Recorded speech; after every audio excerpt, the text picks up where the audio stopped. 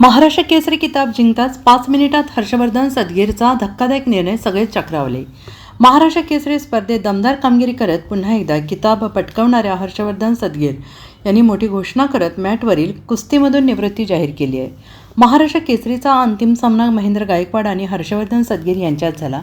हर्षवर्धन सदगीर याने महेंद्र गायकवाड याला 4-3 असं पराभूत केले। या विजयासह हर्षवर्धन सदगीर 7वा डबल महाराष्ट्र केसरी झाले। या क्षणासाठी मी खूप कष्ट केले आहे। डबल महाराष्ट्र केसरी होणं हे माझ्यासाठी अभिमानाचं स्वप्न होतं, अशा शब्दात त्यांनी आपल्या भावना व्यक्त केल्या।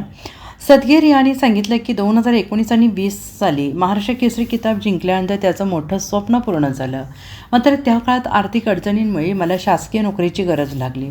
मी 1.5 वर्ष विविध नेत्यांना भेटलो, प्रयत्न केले, पण नोकरी मिळाली नाही। तरीही मला त्याची खंत नव्हती, असंही त्यांनी स्पष्ट केलं। या प्रवासात अनेकांनी आपल्याला संपलेलं समजलं, पहिलवान म्हणून कमी लेखलं, अशी खंत त्यांनी व्यक्त केली।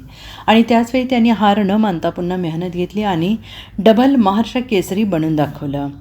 महेंद्र गायकवाड यांच्याबद्दल बोलताना सदगीर यांनी म्हटले, तो माझ्यासाठी लहान भावासारखा आहे। तसेच आपल्या यशाचं श्रेय त्यांनी काका पवार यांच्या तालमीला दिलं आहे। आज मी हिमतीच्या जोरावर पुन्हा शिखर गाठलं आहे, मोठं बक्षीस जिंकलं आहे। आता मला नोकरीची गरज नाही, असं सांगत त्यांनी आनंद व्यक्त केला आहे। माझं स्वप्न होतं एकदा करून दाखवायचं परत। मला खूप बघत होते पाण्यामध्ये, पण मी आज करून दाखवलं, त्याचा मला अभिमान आहे। आणि आज मॅचच्या कुस्तीत मी रिटायरमेंट घेतली। तू का नाराजी व्यक्त केली? सरकार पुढे मी 2 वर्ष पळत होतो। महाराष्ट्र केसरी आहे, गरीब घरातला आहे, नोकरी द्या, नोकरी दिली नाही।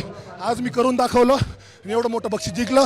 मला सरकारची गरज नाही आता कोणी। मी आज मॅचच्या कुस्तीतून सरकारमुळे रिटायरमेंट घेतली। सरकार हो दादा, बूट काढून रिटायरमेंटचा इशारा दिला, रिटायरमेंटचा।